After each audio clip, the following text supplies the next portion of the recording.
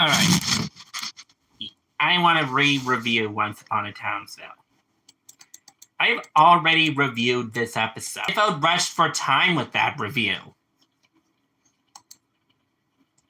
I want to give my full, honest thoughts on this episode. I could get an angry mob at my door. In fact, I try to avoid an angry mob on a daily basis, so I hope the chat doesn't have... So I hope the angry mob in the chat doesn't have any feelings about this episode.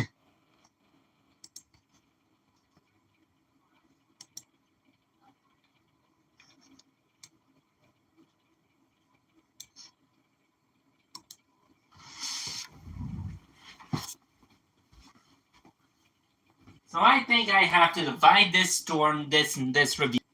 Chunk 2, those will belong to my Bluebell thoughts. Chunk 2 will belong to my thoughts on... The final chunk will be just my honest thoughts on this episode. Actually, no, 4 chunks. Chunk 4 will be that, and Chunk 1 will be an obvious plot summary part section. So, with all that stalling out of the way, let's get started. This episode does not start in Townsville. As a matter of fact, we don't enter Townsville, I think, until the second half of this episode. We begin in an unnamed kingdom. Yeah, we're just gonna call this kingdom unnamed. Matter of fact, this kingdom has no name. I'm thinking since Bluebell would be a one-off for this episode, the writers at Warner Brothers didn't want to name Bluebell's exact kingdom. I think Warner Brothers didn't want to name Bluebell's exact kingdom of origin because they knew she would be a one-off. Warner Brothers basically knew this would be a one-off. Bluebell would never appear after this episode. The Powerpuff Girls reboot split its episodes into 2 distinct chunks. An A and B segment. Split their episodes into A and B segments. Sort of like how Disney Junior stuff does. Most Disney Junior TVs, most Disney Channel or Disney Junior animated series shows split their episodes into 2 distinct chunks. Minus season finales. Those minus season finales and special episodes. Those are normally split into 2 parts.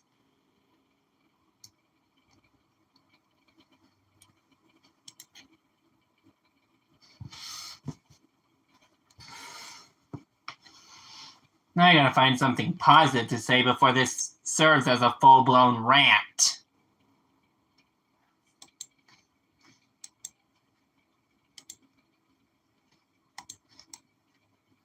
Parallels to the Disney movie, to the Disney live-action and animated movie Enchanted. In one way, and distress tropes in movies and TV shows and video games. Basically, this episode satires damsel in distress stories. But do they do good satire on it? No! This is harmful satire. No offense to Princess Peach lovers out there, but Bluebell reminds me of Princess Peach a little bit. She relies on Townsville, an area with people that... When she lands in Townsville and meets the Powerpuff Girls, she basically does what anyone would do in this situation. If you're a princess, believing that she doesn't need their rescuing when she has.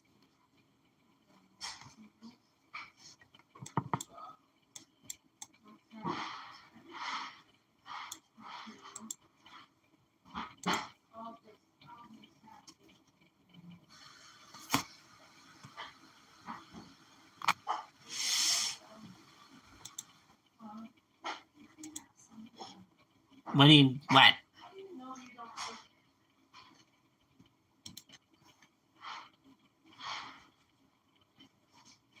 Okay, the Powerpuff Girls basically have to be Bluebell's rescuers for like half of this episode's runtime.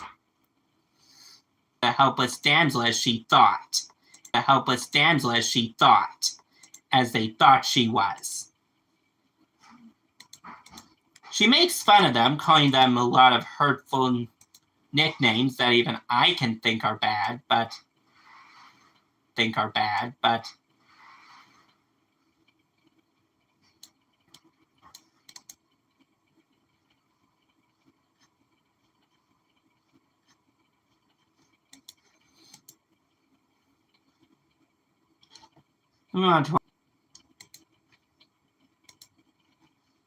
yes, there's satire to the princess damsel in distress trope in this episode.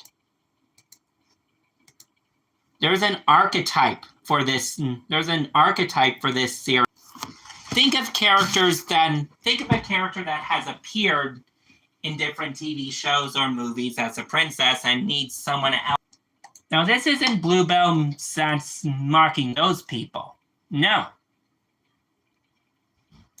I think she is parroting Disney.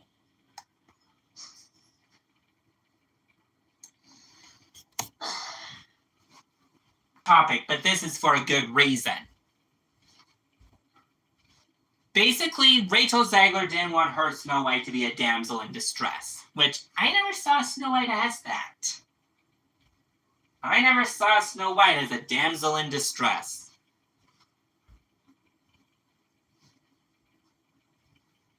But Bluebell, on the other hand, she is. She's before any Mario fans get mad at me, I can explain my justification.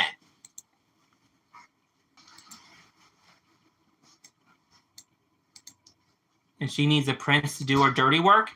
Or someone to do her dirty work? Check.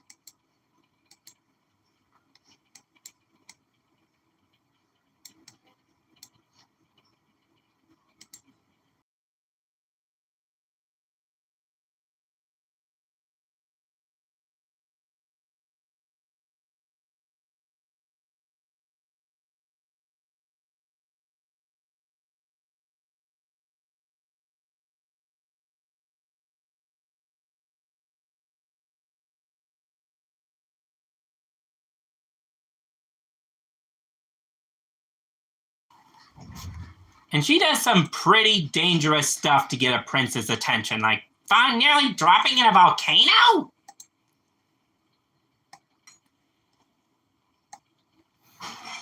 Makes me think she was the one who actually coaxed the dragon into attacking her. Makes me think the dragon was her doing.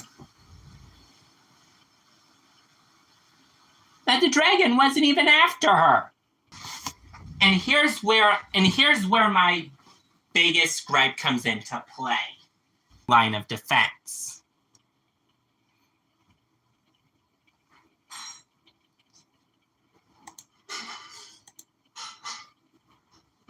And she doesn't even say thank you. She just goes back to putting her life in danger. Bluebell has a million saves in one episode. Now, I get that they were trying to not good satire, but it's still satire either way.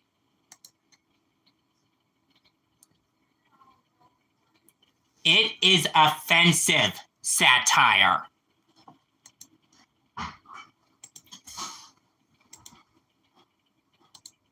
Universe after this episode.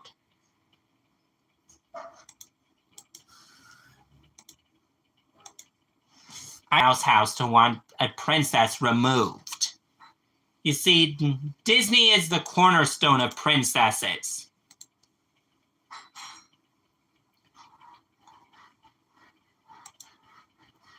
Even Buttercup, even Buttercup, the Powerpuff Girl you think it would be the sweetest of the bunch, basically sums up my point here. She just tells Bluebell that she can't do anything without a prince, that she needs a prince to save her.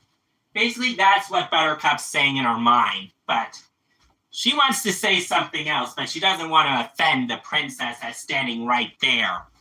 Matter of fact, she called her a zombie at one point. Yeah, when Bluebell was on a bench, Buttercup decided to poke her with a stick to see if she was dead. She came back to life and kissed her, and Buttercup just said, "I was kissed." I think the Bluebell section's longer than my other sections. All right, section 3 time, the Powerpuff Girls section. The Powerpuff Girls are not seen. Save her.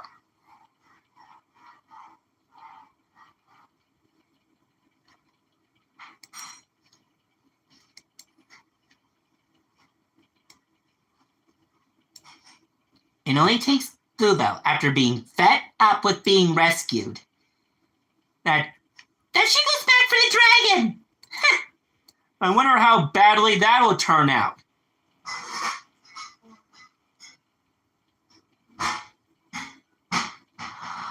Oh, wait, I know how bad it will turn out.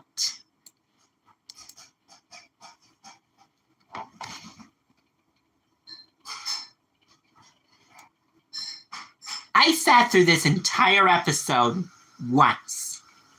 And I can say this episode is not the worst of the episode.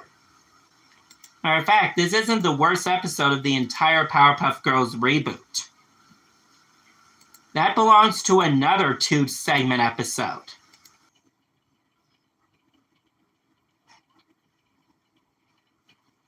It's only after when the Powerpuff Girls are captured by the dragon that final chunk of this review, my overall thoughts. This episode's fine. I would say I wouldn't want to put this on for second.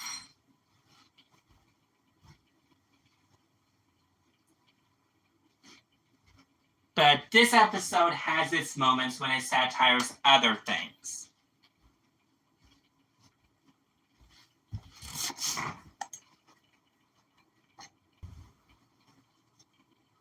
But Bluebell isn't the only cartoon damsel in distress I need to discuss. I'll probably discuss the X-Men cartoon as a kid.